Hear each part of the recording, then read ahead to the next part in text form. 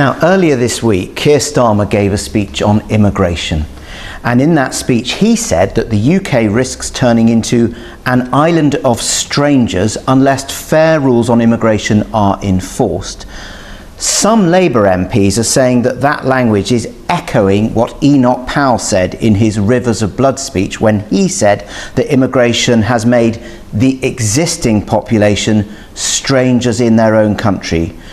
Do you feel comfortable with Keir Starmer's language? Look, my starting point with this conversation is to reflect on my experience as the Mayor of London, as a citizen of this great city and the son of migrants, which is I see on a daily basis the contribution migrants make economically, socially and culturally. I see it when I go to the NHS, when I speak to employees in the financial sector, when I speak to colleagues in Parliament and indeed the government, when I read articles written by journalists and I speak to journalists, when I look at the social care sector, when I look at the legal sector, when I look at the cultural sector.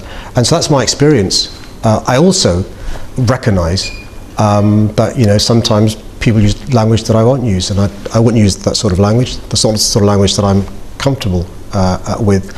But I do recognise that the Brexiteers made promises that were false. So, for example, when they talked about, inverted commas, taking back control, when they talked about reduced migration, they told a lie, because actually net migration over the last few years has been going up and up and up. And so I support the government in making sure they've got control of our borders and making sure we reduce net migration. You have the largest personal mandate of any Labour politician in this country. Do you think it was wise of the Prime Minister to use language which leaves him open to the charge that he was using similar language to Enoch Powell? Well, I've known Keir for 30 years. He's a million miles away from Enoch Powell, but I've been quite clear that's not the language that I'd use. That's not the sort of language that I'm comfortable with. With that one carefully chosen line, Sadiq Khan did something Labour politicians rarely dare to do publicly. He distanced himself from Keir Starmer's rhetoric, subtly but unmistakably. When the Mayor of London says he wouldn't use the phrase island of strangers, he's not just offering a stylistic critique. He's raising a red flag about the tone and direction of Starmer's messaging on immigration and national identity. Because let's be honest, the phrase island of strangers evokes something dark. It drips with post-Brexit alienation, with the fear that multiculturalism has gone too far, that Britain is fragmenting under the weight of diversity. When Starmer used it, he likely thought it was poetic. Instead, it landed like a dog whistle, not quite Powellian, but certainly brushing up against the kind of cultural anxiety that figures like Enoch Powell once exploited. And Khan knows that. That's why he rushed to clarify. Keir's a million miles away from Enoch Powell. But even as he said it, the damage was already in motion. Because if you have to invoke Enoch Powell to explain how far away you are from him, it means you've already wandered dangerously close to the edge of that rhetorical cliff. What this exchange reveals is the deeper identity crisis within the Labour Party. Starmer, desperate to win back the red wall and neutralize right-wing attacks, is dipping into tough-sounding language about immigration, borders, and national unity. But figures like Sadiq Khan, who represent urban, multicultural, progressive Britain, can feel the ground shifting. And they're not all comfortable with where it's going. This isn't just a policy disagreement. It's a clash of political instincts. Starmer is triangulating, borrowing Tory adjacent language to signal seriousness and control. But in doing so, he's alienating the very coalition that brought Labour back to life after Brexit. Young, diverse metropolitan voters who don't want their leader using phrases that sound like rebranded dog whistles. So Khan walks a tightrope, defending his old friend, but gently warning him words matter. Especially now, especially on immigration. Especially from the mouth of a Labour leader who once promised to bring decency and unity back to politics. Let me put it this way. Nations depend on rules, fair rules. Sometimes they're written down, often they're not. But either way, they give shape to our values, guide us towards our rights, of course, but also our responsibilities, the obligations we owe to each other. Now, in a diverse nation like ours, and I celebrate that, these rules become even more important. Without them, we risk becoming an island of strangers, not a nation that walks forward together. So when you have an immigration system that seems almost designed to permit abuse, that encourages some businesses to bring in lower paid workers rather than invest in our young people, or simply one that is sold by politicians to the British people on an entirely false premise, then you're not championing growth, you're not championing justice, or however else people defend the status quo.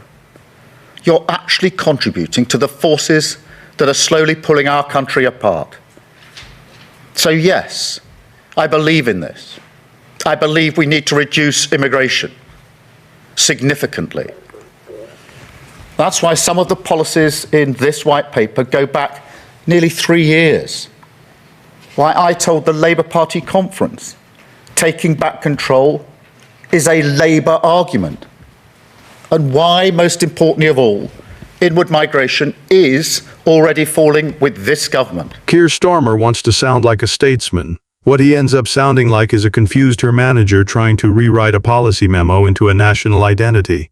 He opens with abstract waffle about rules, some written, some not, as if he's channeling a TED Talk on company culture, not addressing one of the most explosive issues in British politics. This is the problem with Starmer. He never speaks from conviction, only from calculation. Every sentence is designed to sound profound without saying anything at all. We need fair rules, he proclaims, like that's some bold revelation rather than the baseline expectation of any functioning country. But here's where the hypocrisy starts bleeding through. Starmer suddenly claims that Britain's immigration system permits abuse and undermines British workers.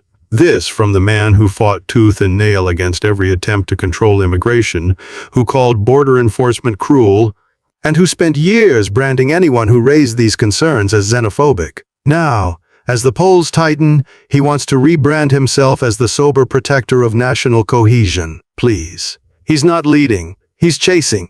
Worse, he doesn't even own the shift. He wraps it in passive, aggressive academic language. Systems that seem designed to be abused. Businesses that perhaps exploit low-wage labor. No names, no consequences, no spine. Just vague insinuations that let him sound tough without offending anyone who might fund his next campaign. And then comes the ultimate insult. Starmer frames the whole issue as if he's been sounding the alarm for years, claiming the policies in his white paper go back 3 years, as though that proves consistency rather than opportunism. He even dares to co-opt the Brexit slogan, "Take back control," as a Labour argument, conveniently forgetting that he tried to stop Brexit altogether. That's not political evolution. That's shameless revisionism. Starmer is trying to walk both sides of the street, posing as the grown-up in the room while stealing the rhetoric of the very movement he once despised. But the truth is, no one trusts a man who only finds his convictions when it's politically safe to do so. His belief in reducing immigration isn't rooted in principle. It's rooted in panic. It's the flailing of a man who has no vision, no backbone, and no base. Just a desperate desire to be prime minister no matter what he has to pretend to believe to get there. So, no, Keir Starmer isn't solving the immigration crisis. He's repackaging it in corporate slogans, sterile white papers, and recycled Tory language, and hoping you won't notice that he's part of the very system that let it spiral out of control. And when it all inevitably falls apart, don't expect him to take responsibility. Expect him to draft a new speech, one with even fairer rules, even more abstract values, and even less courage.